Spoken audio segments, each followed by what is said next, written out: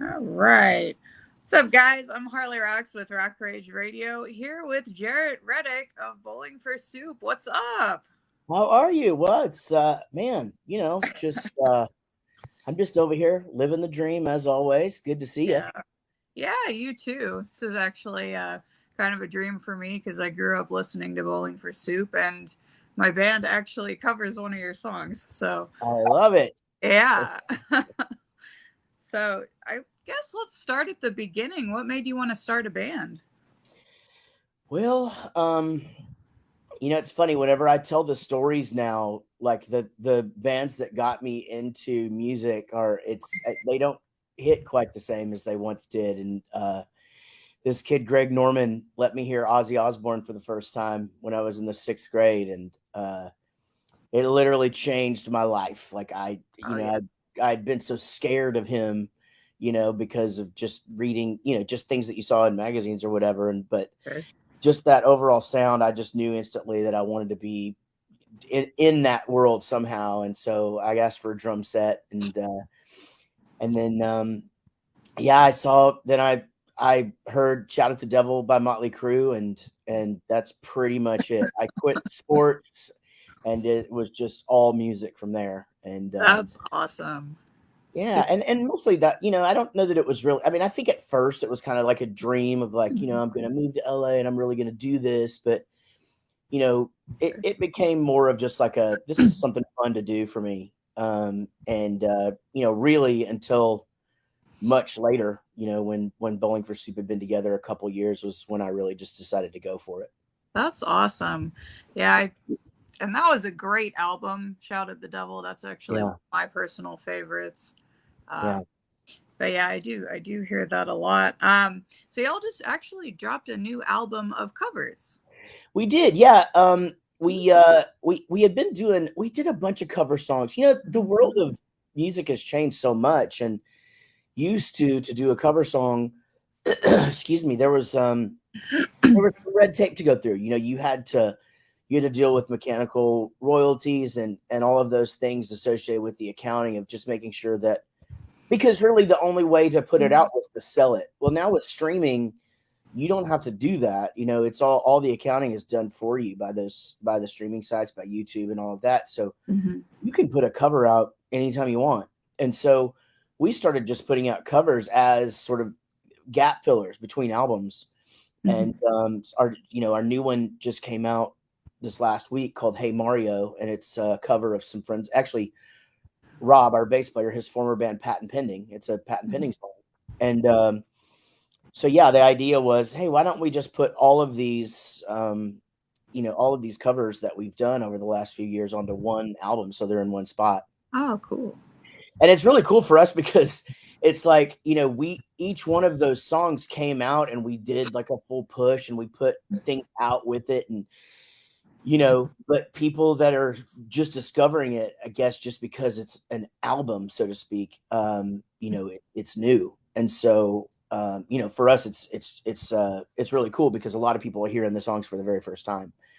Some of the releases were stuff that we did during the COVID quarantine time, Mhm. and so it's nice that people are actually, really, really enjoying it. That's awesome.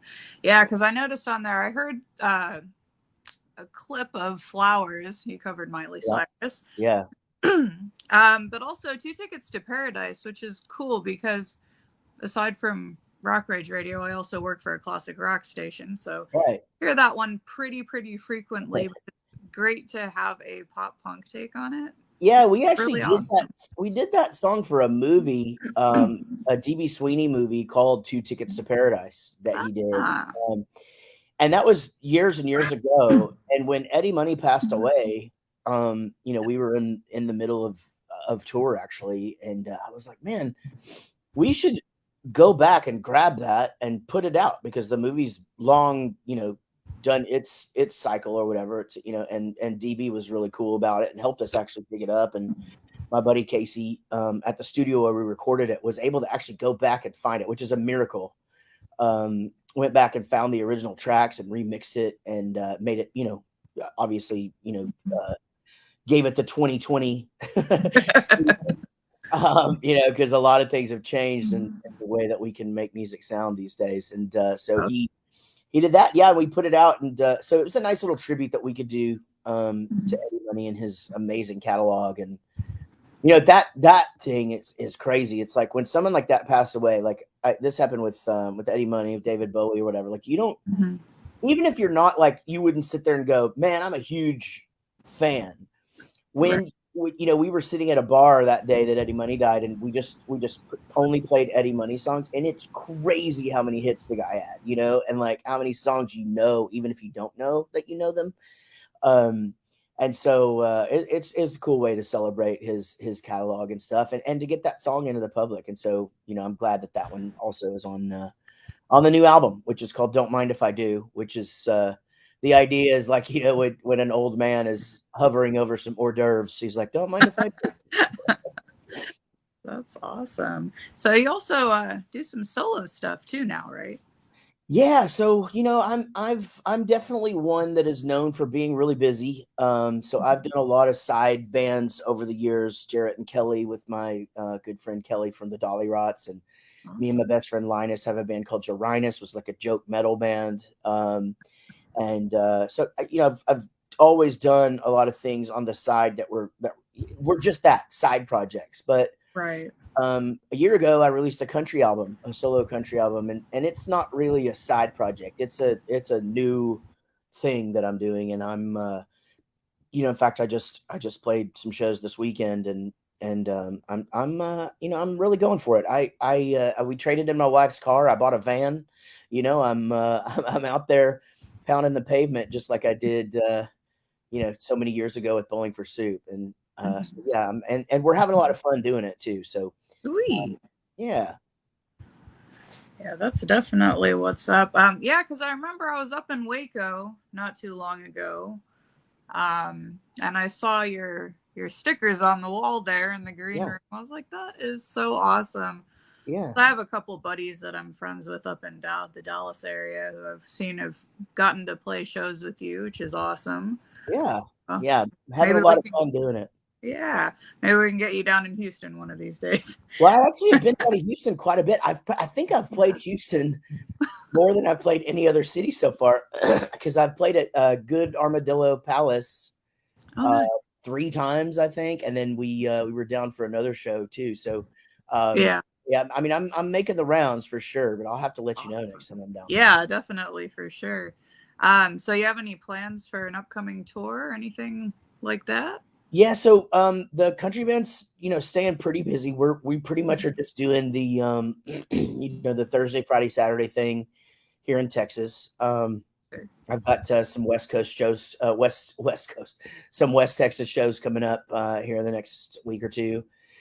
Playing with playing with Bart Crow Mhm. here at Fort Worth in a couple of days. But I've Bowling for Soup's going back to work in May, so I'll be pretty much focused on Bowling for Soup in May and June, and then country in July and August, and then back to Bowling for Soup for the rest of the year after that. So we got a big fall U.S. tour and some stuff overseas later this year. So, um, busy. Idle time is not my friend, so I tend to fill it all up.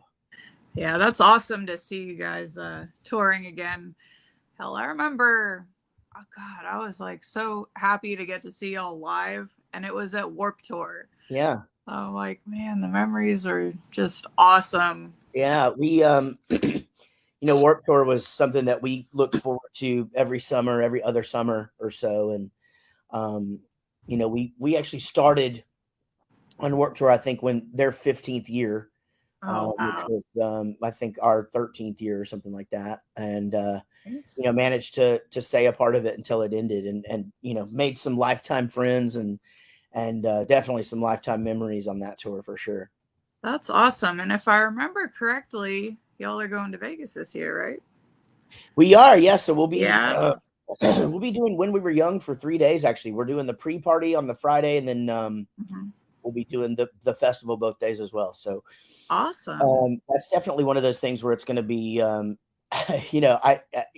those festivals are always busy, but it's like when you look at the poster and literally every band on there. You're just like, it's gonna be, it's gonna be like a family reunion. It's gonna be awesome. Yeah, I remember we were there last year. We're gonna cover the Saturday, but unfortunately, what happened. But Yeah, hoping to go back this year. Get to cover that for, hopefully you guys, if we get approved. So yeah. I mean, it's and you think about Green Day and Blink-182 both being on the same tour. It's funny when you think about them doing that back in 2003. It made sense, because they really, the two of them, it took the two of them to fill up those rooms, but now they could do that all by themselves. So, it's gonna be crazy. Yeah, I can't wait to, hopefully get to see all that, because Vegas is a great spot to have it. First off, you got all the definitely coming out to invade Vegas again for part 2. So yeah, they definitely have the room for everybody, and they're kind of sitting and waiting all the time for things like that. So it's gonna be, I mean, Vegas for Bowling for Soup for 3 to 4 days, which is what it's gonna take for us. Is a little dangerous, because we still all act like we're 22, and we're not. And so it should be very interesting to see how we're feeling at the end of that thing. And it's going to be in the middle of a tour for us. So we're going to have to keep that in mind. Yeah. Hey, but there's nothing wrong with acting the age you feel on the inside, though. That's true. Very true. A lot of us do that. So. Yeah. Do you have a favorite song you like to play live? I guess my favorite song is Girl the Bad Guys Want to Play Live. I love, the reaction when the crowd just hears that riff open it up, and that's something to me that, it just never gets old. I mean, it's that being our first hit, you'd think I'd be sick of it, but I don't know how bands get sick of their hits. I hear that all the time. These bands that that are just like, oh man, we're sick of playing this song or this song. And I'm just like, if that's what makes the people happy, how could you be sick of it? So yeah, I really enjoy going into that riff. It's just me, and I play that riff, and everybody in the audience, it takes about 3 notes for them to figure out what's going on, and they just lose their mind. So that's always fun every night. That's awesome. Yeah, I think for me, every time I hear the hoo hoo hoo, I love 1985. And also, working for a classic rock station, I'm like the I guess it's the bridge. When did Motley Crue become classic rock? I'm just like, yeah, right, yeah. I know. Well, and what's weird about that is, that song was written, almost 20 years ago. And so, when you think about it, you're just like, oh my gosh, we were saying they were classic rock back then. What is it now? So, but, time keeps ticking, they say. Yes, it definitely does. But I will say I do enjoy some of the, I guess, less hits, but it's still a hit to me. No Hablo Inglés. Oh yeah, yeah. Just lyrically, so funny. Thank you. Yeah, that one. One of those ones where I get an idea of something that I want to do, but because I was just like, people love when I don't speak Spanish, but I can pretty much understand it because I'm born and raised here in Texas, and that culture is a big part of our world, and we embrace it. And so, you find yourself, really just hearing it a lot. And so you learn to be able to get around in that language. And so I was just like, man, I think something like that would really catch on. And so we were able to put the sort of the funny spin on it to where you could use it as a way to get out. It's almost a superpower, if you're just like, basically, I don't understand what you're saying anytime there's something to you or whatever. And so yeah, that was a super fun one for us. And lyrically, one of those ones where we made sure every single line counted. Yeah, I'd say even that do you like my band? Wait, don't answer that. Yeah. Right. Yeah, there was a line in there which was my favorite that we cut because we didn't know that everybody would get it because not everybody lives in Texas. But the line was, "Don't fill up on chips," because In Texas at Mexican food restaurants, they just Yeah. put piles of chips on your table from this right when you sit down, and they just keep it coming. Oh, I know. And as you know, right? But Yep. most of the time, you're full by the time your food gets there. That is a true story. Yeah, yeah, and Oh my especially if you God. order the tableside guacamole or queso or something, then you're just shoving it in your face, and by the time your food gets there, you're just like, man, I Yeah. really am. I'm good. Yeah. Because totally haven't done that before. Uh, so since y'all have toured a lot, you must have some crazy, crazy tour stories, yeah? Yeah, I mean, we definitely have a lot of stories. Mhm.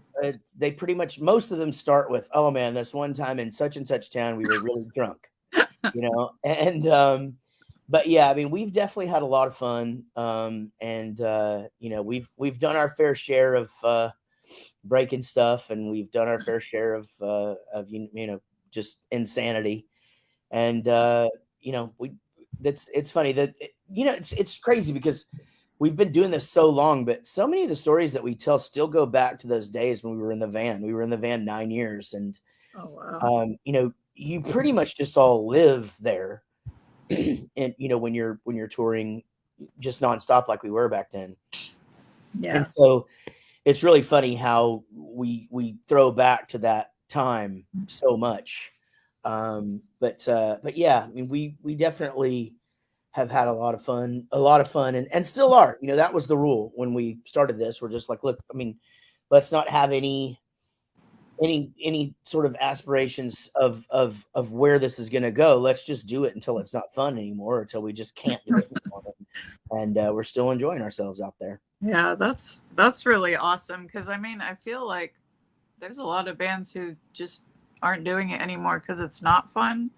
But that's the Yeah. whole reason to do it is to have fun, not necessarily, oh, I want to make it, but Even more sad than that, there's so many bands out there that aren't having fun, and you can tell, but they have to do it for survival. And they don't like each other, and they don't like what they do. And when we run into those bands, it's kind of sad for us because we're just like, man, it's just you're really missing out, oh yeah. not being not being in a band with people that you just absolutely love seeing each morning. And we're very blessed that we have that. Yeah. It's always good to have, bandmates that you kind of view like family. 100%. I mean, honestly, closer than family because you see them more. You share in their heartbreak, their sickness, their like everything in their life. You're there and being a part of it, and you don't even have that with your closest family members. I mean, it's definitely one of those things where for us it's closer than family. We depend on one another, and in for more things than just the band. We depend on each other for support and all things in life. And I think we're a unique band that bands that tour with us are always like, you guys are just always together. Like, do y'all don't ever split up? And we're like, no, we don't even like to take separate cars. Like, if we go to the airport and they're like, well, we can have half of you here and half of you here, we're like, nah, we'll just all cram in that one. We just like to be together. Yeah, that's good though. I mean, like, and you can definitely tell, at least from a uh, observer, having seen one of y'all shows, that y'all are like definitely in sync on stage. You guys love playing together. We do, yeah. Really, We love playing together. We love being up there. Love making each other laugh. And our show, there's a lot of ad lib, and we don't use a set list. Unless there's pyro, which if there's pyro, they make us use a set list, but that's not every show. So right. we try to we don't use a set list, and we try to make every single show different. So it's just always just trying to entertain each other, and that in turn usually entertains the crowd too. That's awesome. So I always throw in a really random question. I guess the last one was, what's your favorite superhero? But we'll go with this one because I kind of feel we're on the same page here. What's your favorite video game? Oh, okay. So here's the thing. I don't play video games. I've never really got into that, but if we're talking like modern day, it would be FIFA soccer. Ah, Because that's the only one I actually know how to play. We used to have tournaments in the bus and stuff, and but if we're going old school, it'd definitely be Galaga. I actually have a Galaga machine in my house. are you serious? Yeah, that was my divorce present to myself 15 years ago. And so when I was living by myself for a while, I was like, I'm gonna get a Galaga foosball table, and There you go. and my wife let me keep it when I got remarried, so it's still here. Awesome. Super cool. Yeah, because that kind of reminds me, well, a little bit different, but the Hey Mario music video. Yeah, It's like exactly. Like we went full on 8-bit. back to the 8-bit look, and it turned out really great. And Awesome. I mean, this day and age, you need to have video representation of your song, but it's so hard to spend money doing it, but stuff is expensive. And so I was very lucky to find the guy that could animate that for a reasonable amount and make the story make sense. And so yeah, it came out really good. That's awesome.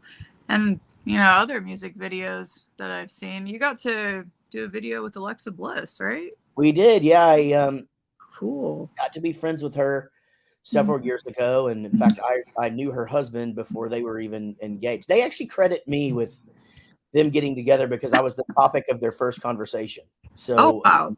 Yeah, and so which is pretty cool. But yeah, I wrote a song about her. And my son was into WWE at the time, and I'd watch. I'm like, all these songs sound the same. I'm like, she's a pop punk girl. She needs a pop punk song. Yeah. And so yeah, I wrote that song for her, and I sent it to her on her birthday, and she just thought it was awesome and really wanted to be in the video. And I was totally ready just to get like a lookalike and try and pull it off. But man, she was adamant about being in the video, and she got WWE involved, and it's really, really cool. So that's awesome. It was really neat to have her here and to do that. And since then we've we hang out every once in a while, and she and Ryan are both dear friends. Awesome. Yeah, coming from a WWE fan here. So yeah, I love it. That was really awesome to see like the music WWE crossover. Yeah, for sure. I've seen that happen with a couple of other bands too, with like New Year's Day, and I want to say Motionless in White was on there with Rhea, but yeah, no, it was super, super awesome to see. Of course, you guys are all over social media because that's kind of the norm these days. Yep. So is that at Bowling for Soup kind of like across all platforms? It isn't. When we got into it, so I believe you can search Bowling for Soup everywhere and find us, but TikTok, it's just Jaret Reddick. I do all the Bowling for Soup and me stuff. You can find me everywhere at JARET 2113. And then it's BFS Rocks on Instagram, and I think it's something else somewhere else. But we're easy to find. You just search Bowling for Soup, and we come up. We're verified everywhere, so it shouldn't be too difficult. Got that little blue check. So yeah. Awesome. Well, thanks so much for taking the time to sit with me. BTW, I love your whole back area with all the guitars and. Thank you. Yeah, it's this is my studio where I record the vocals for everything I do, and a lot of guitars and things like that. Write the songs here, and so I did my guitar wall during COVID. Whoops, wrong way. Oh yeah, I forgot to text my. Oh, cool. Yeah, and so me and Rob did an experiment on the Flowers song actually, and Hey Mario. We used every one of these guitars in here on some songs. Yeah. And so, because we were just like, let's kind of figure out like what each guitar's thing is, and so we sat in here and used every single guitar in this room, which was, that wasn't a small feat. Yeah, I can imagine. So how many do you have? Oh, I have no idea. It's funny.